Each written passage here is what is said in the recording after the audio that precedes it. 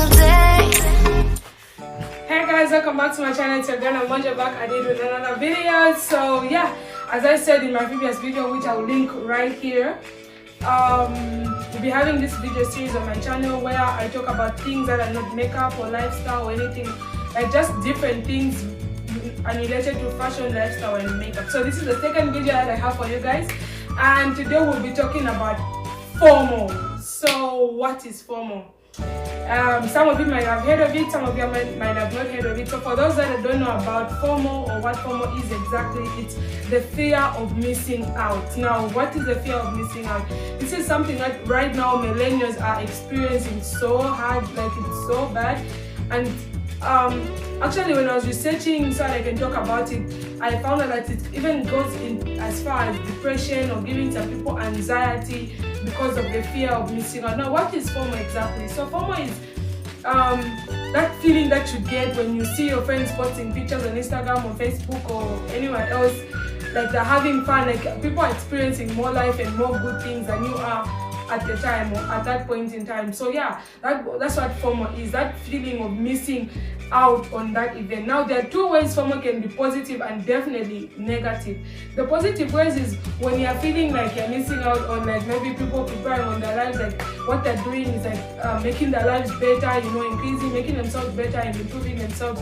That's a positive way of looking at FOMO. And negative FOMO is when people are partying, clubbing. Now, I'm not bashing anyone, okay? I'm just talking about things that are being experienced. So like, I'm not saying partying is hard because, I mean, yeah. So yeah, so when people are partying and you're in the house, you know, studying or like preparing for something or like just doing something better, and then you're admiring people who are like kind of wasting their lives according to society. Yeah, so that's what FOMO is. So that's a negative way of FOMO. And then the positive FOMO can be in that you choose to stay in the house. You'll be like, I know guys, you can go, oh, I know I'll miss out on this. You know, you don't have to be partying anything. Like there are other things that you can miss out on, maybe like a picnic or anything. Like it's broad. Okay, it's a good term. So yeah, so what it is the positive forms of FOMO are like, oh no, okay, I'll be staying back this time, I have some things to do, I have some important things to do, I have to get things into place. Today is Sunday, tomorrow I have class. I'm talking of like university students or like high school or like, you know, students in school.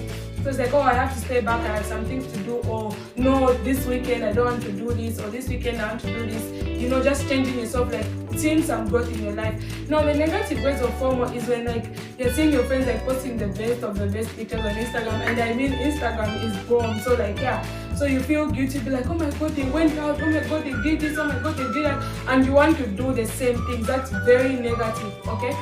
In that, you're not missing out on a lot. Actually, you're actually lucky for not going out because you're going to save on some money. Let's save that coin, okay? You're going to save on some money. You'll be like, what if they're going to drink drinks that are going to be like 500 rupees a drink? And I'm like, no, I'll save that 500 rupees and use it for something else that's better off, and that's something that's going to last. So those are positive ways of, you know, FOMO. So don't think of every time when you see something, because you know sometimes, as I say, most of the saying that goes like gold, not everything that shines is gold. So it means maybe that's someone who's really sad, but they're in a club, you know, to get over their depression, or to get over their anxiety, or to get over some things that are not real, but then they'll post the most happiest looking picture, like, oh my god, I'm having fun. You get, but that's like the saddest of the saddest person. So if you do that in the house, you're better off like that, you get, right? So yeah, that's what FOMO is exactly, the fear of missing out. Now it's like sometimes FOMO can be very, okay, I'll be mixing things, I'll be jumping things, you know, examples. Sometimes FOMO can be very positive. I've said that in so many ways. So yeah, like don't take everything that you see on the internet way too seriously. Like it's like, relax, it's not that serious. So yeah, like it's like, it's not it. I'm not saying again that when people post pictures they're looking happy, not that they're sad and depressed. No, don't quote me wrongly. It's just that you may never know what's going on. Sometimes when I was in high school, we used to use this thing of like, just because someone is looking on a book, it doesn't mean they're studying. And that was very common. Like you get such you feel like, okay, that person who's studying is actually not studying. So like that's the thing. So not just because someone is in a fun place doesn't mean they're having fun. For people like me who are actually, I don't know, weirdly, I actually discovered I'm an introvert. So it's like for people like me that are introverts that enjoy being in the house, it's cool. Like I'm like, okay, pizza out, go and have fun. Yeah, so it's like different. So you have to also have, for you to handle FOMO or for you to have like control over FOMO, you have to have control over yourself, like who you are. So if you're an extrovert, that's your life. Sometimes even as introverts, like going out together, like we like going to see places, go to for events and everything. We do once in a while, like to go out. But like if you're an introvert and you really don't like going out and then you're in the house, no. If you're an introvert but you want to involve yourself in more activities, go on, like push yourself to do things that are different. If that's a way that FOMO can be positive, in that you're missing out on things. Like you can't be also an introvert and just always stay in the house, like okay, and expect good things to happen to you. You have to go out and push yourself and do things that are different from your ordinary, like from your normal things that you normally do every time. You get? So push yourself. If you're an introvert, put yourself in uncomfortable situations.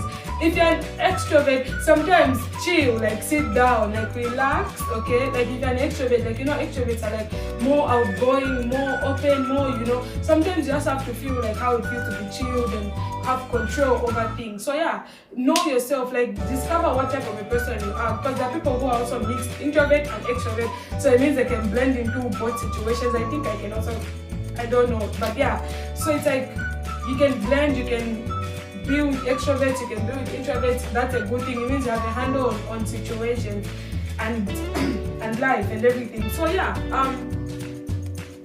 FOMO. So it's like you can use FOMO to uplift yourself, to make yourself grow. It's like, okay, no, I won't do this weekend, I'm going to work on something. That's a positive way of using FOMO. And then the negative effects of FOMO are anxiety and depression. These things are real. People get depressed over seeing things. Now I'm not talking, I don't even know why I'm smiling because it sounds funny, but like it's like it's real, it's something that's true, it's something that happens. Someone gets depressed because they can't go out, because they're too into their ways that they can't put themselves outwards. Okay, so if you are that kind of a friend, if you know someone who's like that, grab them, send them a text. Sometimes even for us introverts, it's like we like it when someone texts us, oh, let's go out, like, oh, let's do this, let's do that, but then we'll be like, no, I can't do it. But just receiving that consideration, just receiving that text message saying, let's do this, even though we say no, okay, or even though, let me put myself in there, even though we say no, or even though the introverts say no, it feels good to have that invite. I don't know if it's making sense to you guys. It feels good to get the invite to say, let's do this. You get? So if you're an extrovert type of a person and maybe you're near an introvert, or like you're near someone who's always kept to themselves, sometimes people, you may never know, like these days it's so hard. I said it in my previous video, these days it's so hard to like open up, to like talk about stuff, you get, right? So if you see someone who's like sad and low and whatnot, just lend their hand. Oh, we're going out somewhere, are you going to tag along? Are you coming? Would you like to come? Invite someone, you get, right? Take them out of their comfort situation. Sometimes some people just need a small tiny nudge, like push them, push them to, something that they're uncomfortable with. So yeah, that's a situation. And what's the other situation is that anxiety is real, like you feel so anxious, your heart bumps and everything. But the moment you overcome that anxiety, you will feel so relieved, you feel so good, you feel like you've achieved something really, really big. So like push yourself, like move yourself from things that you feel are always your norm, things that you feel are always comfortable with. Push yourself, like do something different, be different. Everyone is different. Like, yeah, we are all unique. The same way we don't look alike. Even twins, like even identical twins, there's something that differentiates them. Something that may, like your friends with an identical twin, something that may make you know, like, oh, this one is who, this one is this, because of their different characteristics. So we are different, even though we are twins. We are different. So it's like, help someone out of FOMO. Now, don't be again the person who pushes the negative forces of FOMO on people. Like if you're going to be an extrovert, I almost forgot. Extrovert is like, don't push again your ways on other people, because again that would be negative, but then that's kind of contradicting when I said no in a negative way, in a bad way. So yeah, guys, FOMO is real. It's real. It's there. It's alive. But let's find ways of facing it. And yeah, so this was a suggestion video. So yeah, don't forget to like, share, subscribe, share this video. Someone may want to hear what I've said. You may want to correct me. I'm cool. Like I mean, it's not like I'm saying I know everything, but I know something. So also I'm having this segment of my videos. And yeah, guys, it's a fun place. It's free. Subscribe, share, like, everything. We're gonna be having fun. This is summer holiday, so I mean I'm free. And yeah, so bye guys, don't forget to like, share, and subscribe.